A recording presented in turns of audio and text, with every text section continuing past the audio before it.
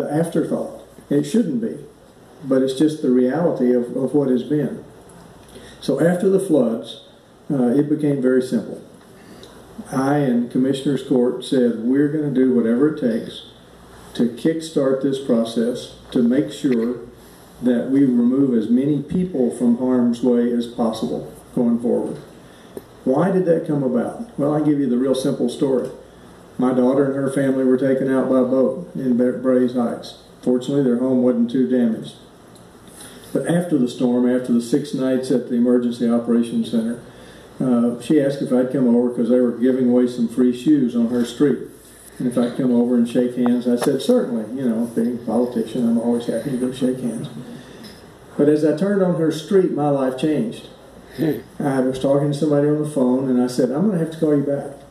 Because when I turned on her street, what did I see?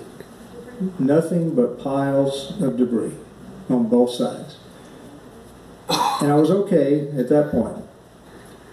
But as I sat there, I watched 2 couples, elderly couples, come out of their houses and go to those piles, and they were not carrying more stuff out. They were going to look through those piles. It's at that point that I realized, and all of you probably already realized, those are not piles of debris. Those are people's lives that were out there on the curb. We cannot let that happen again. It's just that simple. So, nobody wants to raise property tax. But the Commissioner's Court unanimously said, we're going to have a bond. It is going to result in an increase in the property tax. And what's the right size? The bond is $2.5 billion. Is that enough? No. Truth of the matter is, if you ask the hydrologists and the experts, it would take between 25 and 50 billion to make our community resilient. We're never going to flood-proof it, but just to make it resilient. So 2.5 is a start. Of that 2.5, 700 to 900 million is set aside specifically as the local match to draw down federal dollars.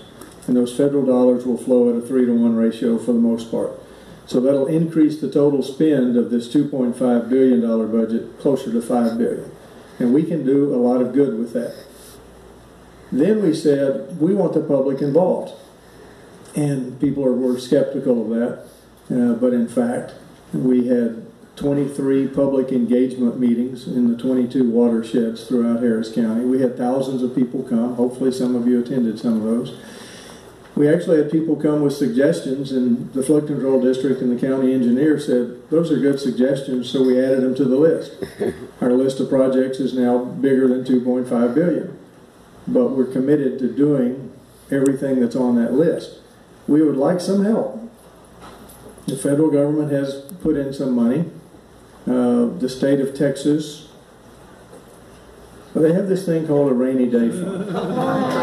And if Harvey wasn't a rainy day, I don't know what is. But to date, they have not tapped into that. They are saying they will in January, and I'm going to be as blunt as I can. If they do not do that quickly in January, I really want all hell to break loose, folks. We have got to go to Austin and say, look, we're all in this together. And I know the mayor will go with me on that. And I mean, we've got to. But this bond issue has about 250 projects in it. They're throughout the county. They involve everything from buyouts to mitigation projects to detention bonds to completing those major bio watershed projects that we know are underway: Brays, White Oak, Hunting, Clear Creek.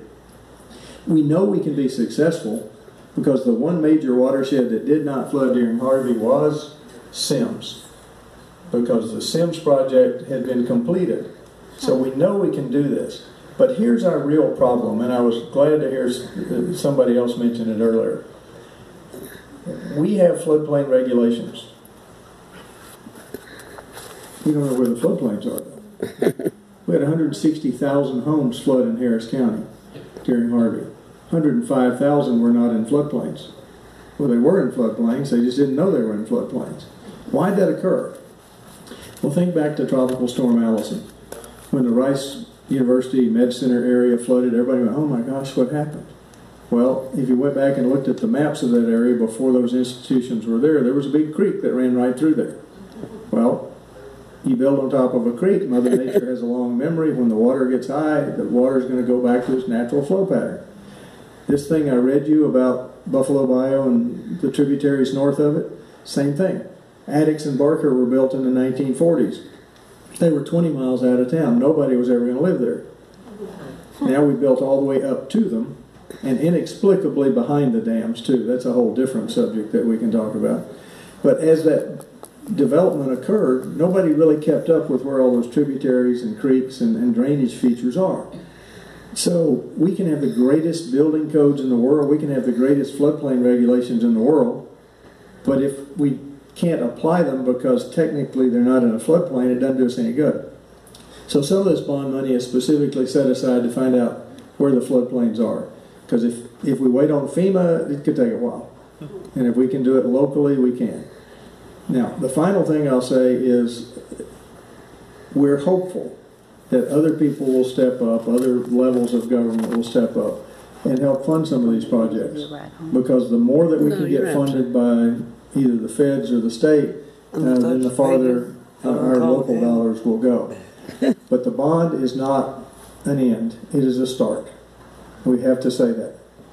Anybody who thinks that $2.5 billion is going to solve all our problems, we're kidding ourselves. But we have to say we're committed. We got through Harvey together. We're going to go into the future together. We've got to recognize we can't be arguing over, gee, this was an anomaly. It's not going to happen again. We are going to get more rain. I don't think there's any way around that.